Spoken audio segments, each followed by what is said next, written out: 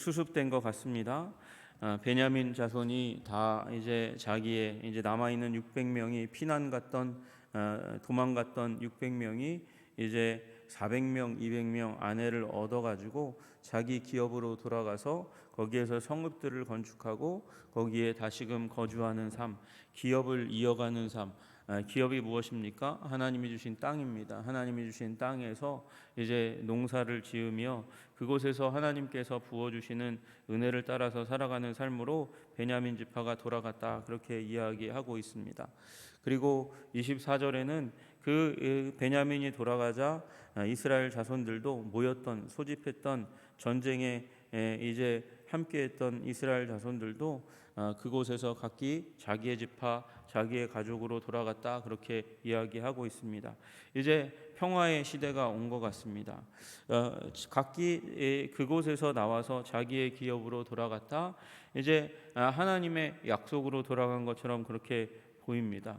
그러나 사사기 21장은 그 맨 마지막을 이스라엘의 왕이 없었다, 그래서 사람들이 각기 자기 소견에 오른 대로 행했다라고 얘기하는 우리 사사기에 잘 나오는 패턴, 문제가 일어난 원인에 대해서 그대로 남겨두면서 그러면서 끝이 나고 있다는 것을 우리는 보게 됩니다.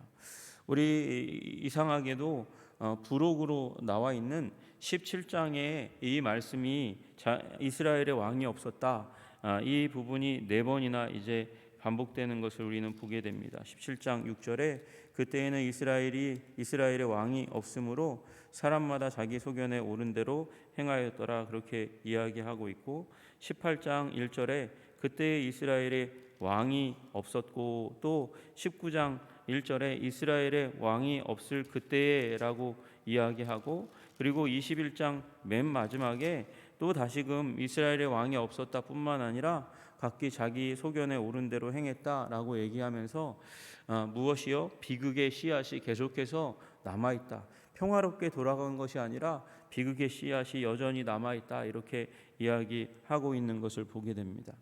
여러분, 이 비극의 씨앗이 계속해서 남아있는 한 공동체는 결코 안정될 수 없다는 것을 우리는 깨달아 알아야 됩니다. 여러분, 이스라엘의 왕이 없었다, 2가지 의미가 있을 거예요. 왕정 체계가 확고하게 수립되지 않았기 때문에 큰 문제가 아직 그 가운데 숨어 있었다라는 의미가 또한 숨어 있고, 더 깊은 의미로는 이스라엘의 왕이신 하나님을 왕으로 인정하지 않고 자기 마음대로 자기 뜻대로 자기들이 왕이 되어 살았기 때문에 이 문제가 일어난 것이다 라고 이야기합니다. 결론적으로 얘기하면 여러분, 이스라엘의 왕이 없는 이 2가지 문제 때문에 결국 이스라엘은 비극을 맞이했습니다. 여러분, 사사기의 이 별명이 통곡의 책입니다. 눈물의 책입니다. 비극의 책입니다. 처음 시작할 때도 비극이었고 끝날 때도 비극입니다. 근데 문제는 비극이 온 민족 가운데 베냐민 지파의 기브온 성에 이제 문제로 말미암아서, 기브아 성의 문제로 말미암아서 이 일이 일어났지만, 기브아의 문제로 일어났지만 결국 이것은 온 민족의 비극으로 끝이 난다는 사실을 보게 만듭니다. 그리고 또 하나의 이야기가 그 안에 숨겨 있죠. 이렇게 이 하나님을 떠난 세대, 또 왕이 없는 세대의 문제가 무엇인가? 여러분, 사사기가 눈물의 책인데 그 비극과 눈물이 집중적으로 누구에게 드러나고 나타나는가? 약자들에게 나타난다는 것을 우리는 오늘 본문 우리 마지막 3장 가운데서 발견하게 됩니다. 19장, 20장, 21장에 나와 있는 바로 여러분, 결국은 이 가정, 레위인의 첩으로 말미암아 일어난 이 문제가 결국 이스라엘 전체의 문제로 확대되고, 그 가운데서 희생되는 사람은 누구인가? 여자라는 사실을 알려주고 있죠. 여러분, 남자보다 여자가 더 약하니 여자들이 이 비극의 상황들 가운데서 집중적으로 희생자가 되는 일이 일어납니다. 하나님께서 율법의 정신 가운데 사회적인 약자라 그렇게 정하여 놓고, 그리고 그 보호를 받도록 했었던 사람들이 또 다른 여자 말고도 이제 나그네와 고아와 과부, 과부가 여성들 중에서도 약자입니다. 그 약자를 보호하라고 그렇게 이야기한 것이죠. 여러분, 율법의 정신은 결코 강자 중심의 패턴으로 돌아가지 않도록 하는 것이 율법의 정신이고 하나님께서 그 가운데 숨겨놓으신 사회의 질서입니다. 그래서 이 모세의 율법 가운데서 이혼하지 말라고 말씀하시는 그 말씀은 남자보다 약자인 여인들이 결코 강제력에 의해서, 남자의 강제력에 의해서, 그 기분과 마음에 의해서 희생되지 않도록 하는 율법의 정신이 담겨져 있는 것인데, 남자들은 악합니다. 사람들은 악합니다. 그래서 이 하나님의 율법도 곡해하고 삐뚤게 만들고, 그래서 이 보호하려고 하는 이 이혼 금지의 법도 결국은 여인들이 더 힘들게 만드는 그런 문제들로 만들어 버리는 것이죠. 여러분, 우리 19장부터 21장에 일어났던 이 일의 희생자가 누구입니까? 첫 번째는 레위인의 첩이었습니다. 레위인의 첩이 비참하게 그렇게 성폭행을 당하고 죽임을 당하는 일이 일어났었습니다. 여러분, 그 여인의 비극이 또 이제 어디의 비극으로 이어집니까? 이 400명의 처녀들이 동원되어 나오는 그 성의 비극으로 야베스 길르앗의 비극으로 이어지고, 또 실로에서 춤추며 이제 하나님을 예배하는 200명의 여인들에게로 옮겨가는 것을 보게 되는 것이죠. 이 결국은 이 가운데서 남자들도 희생됩니다. 남자들도 물론 희생되었습니다.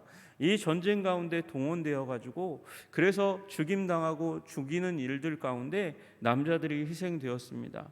그러나 이제 전쟁이 끝나고 수습되어 가는 과정들 가운데 결국 또다시 희생되는 사람들은 이 남자들의 결의에 의해서, 남자들이 만들어 놓은 쓸데없는 맹세에 의해서 결국 희생되었던 사람들이 누구인가 보았더니 여인들이었다는 것입니다. 비참하게 사회적인 약자인 여인들이 그렇게 희생되고, 그리고 가족이 다 죽임당하고 도륙당하고, 그래서 그 상황도 버겁고 힘든 일인데도 불구하고 거기서 끝난 게 아니라 잡혀다가 이제 모르는 사람들일 뿐만 아니라 이 일에 문제가 된, 문제의 시조, 근원이 된 사람들의 아내가 되도록 하는 그 끔찍한 자리 가운데 넘겨졌다는 것을 우리는 보게 되는 것이죠.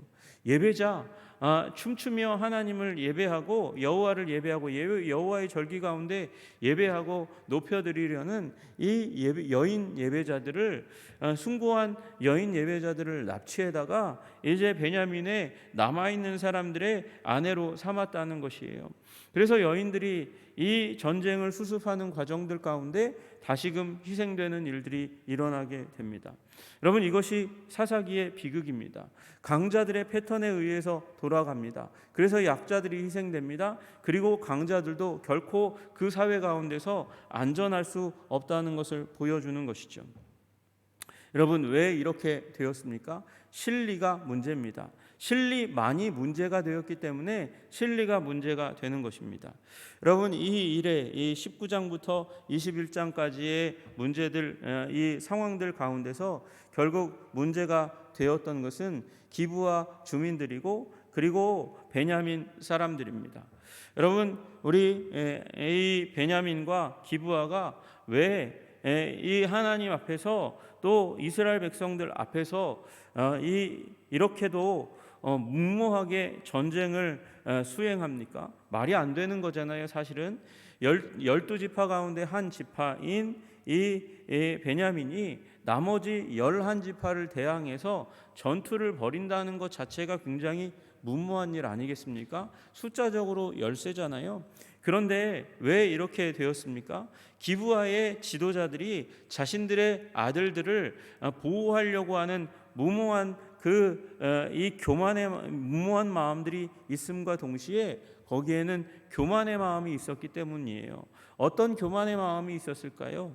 여러분, 자기네들은 전쟁을 잘하는 자들이다. 그래서 싸워서 이길 수 있는 자들이다. 그렇게 강력하게 자기 자신을 너무도 과신했기 때문이라는 것이죠.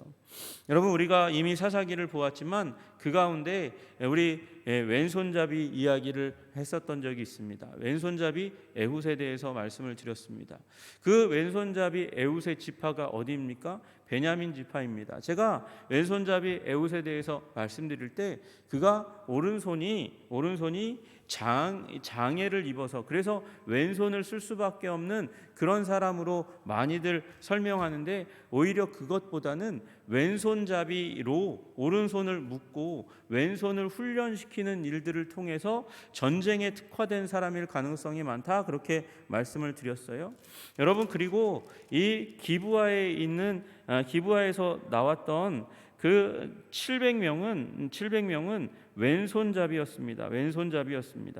여러분, 우리 20장 16절에 보면 이 모든 백성 중에서 택한 700명은 다 왼손잡이라 물매로 돌을 던지면 조금도 틀림이 없는 자들이었더라. 여러분, 이 700명이 어디서 나왔습니까? 기브아 주민 중에서, 베냐민의 기브아 주민 중에서 700명이 나왔다고 20장 15절이 이야기하고 있습니다. 그러니까 왼손잡이 에훗을 따라서 기브아에 있는 700명은 물맷돌 던지는 일에 아주 특화되어 있는 전쟁 기술을 발전시킨 사람들이었어요. 그러니까 소수라 할지라도 우리는 전쟁에 특화되어 있고 원거리 전투에 우리들은 자신이 있으니까, 그리고 베냐민 지파들이 우리 베냐민 지파의 백성들이 우리를 도울 거니까 우리는 11지파를 대항해서 싸워도 이길 수 있다라는 교만이 자리 잡혀 있는 것이죠. 전쟁 특화 민족 베냐민 민족의 자신감이 결국은 이 비극을 가져오게 된 것이에요. 그래서 이 교만이 아주 강력하게 자리 잡혀 있으니까 그 기브아의 주민들의 지도자의 아들들이 그 교만을 전염받아서 온 나그네를 대접하지 않고 온 기브아가 이 나그네를 대접하지 않을 뿐만 아니라 그 지도자들의 아들들이 온 나그네를 향해서 행패를 부리고 폭력을 행사하는 그런 자리 가운데 들어가게 되었던 것이죠. 여러분, 싸움을 잘한다는 것이 결국은 기브아와 베냐민의 비극을 가져오게 되었고, 그리고 민족적인 비극으로 이어지게 되었고, 결국은 약자들이 희생당하는, 이스라엘 사회에 약자들이 희생당하는 그런 비극으로 이어져 갔습니다. 여러분, 야베스 길르앗이 사람을 보내기 싫어서 보내지 않았겠습니까? 여러분, 이 야베스 길르앗이 생각하기에 자기네들의 능력이, 힘이 약하기 때문에 사람을 보내지 않았을 가능성이 훨씬 더 많지 않겠어요? 이 야베스 민족 중에서 아주 소수만 남았던 사람들이 피난을 갔습니다. 도망을 갔습니다. 난리를 피해서 갔습니다. 그 사람들이 600명이잖아요.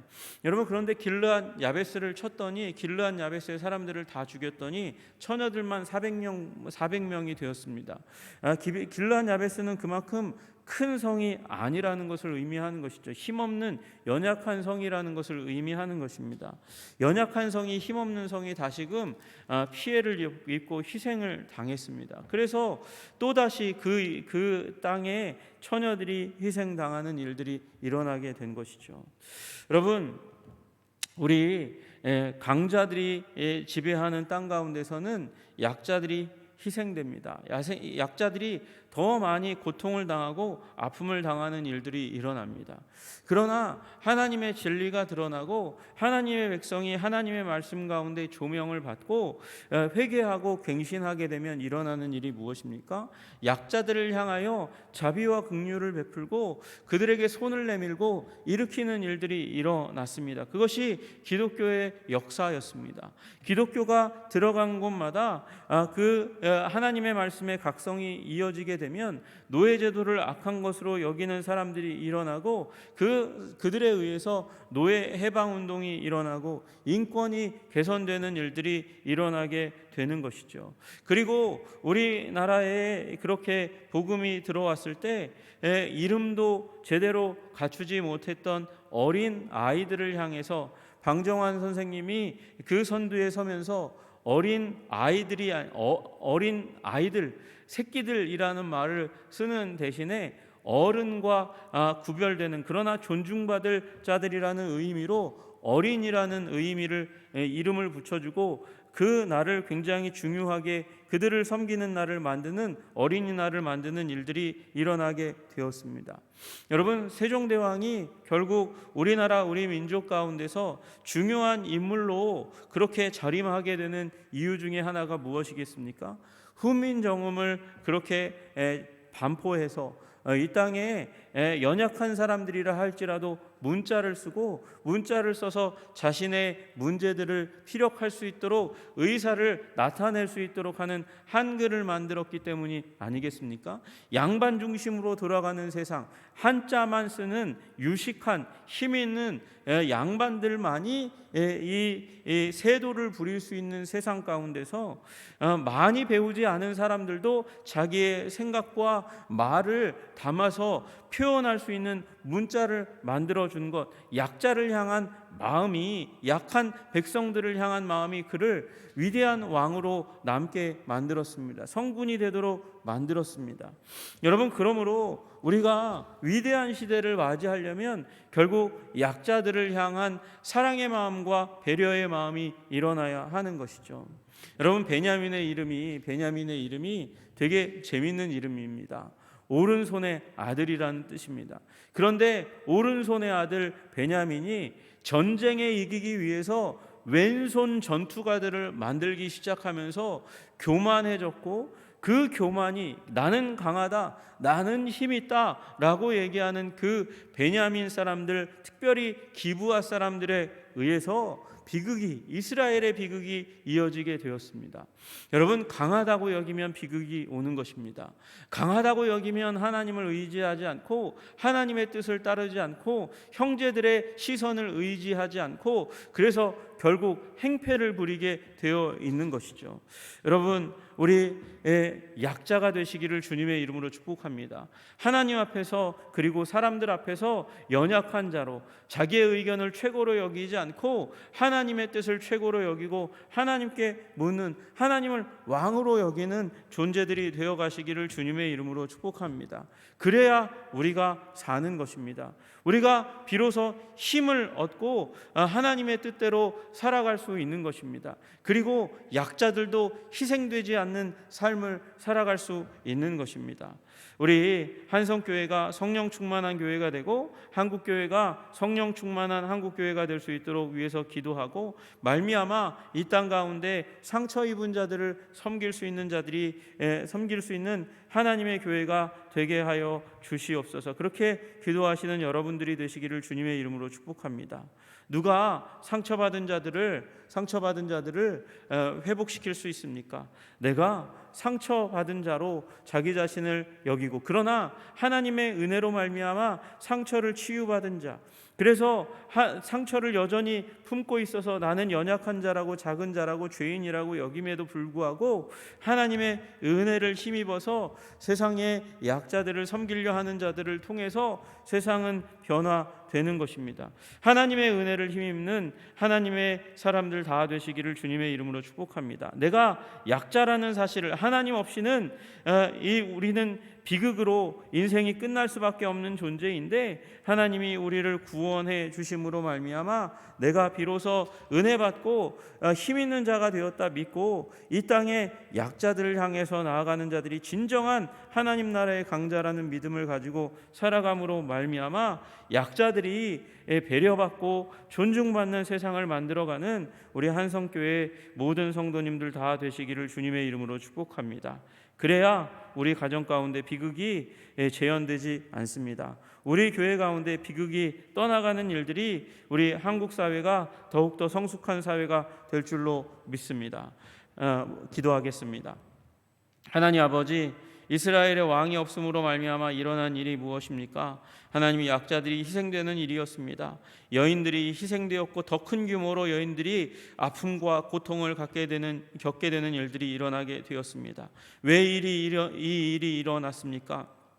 싸움에 특화된, 우리는 잘 싸운다고 여기는 베냐민에 의해서 일어났습니다.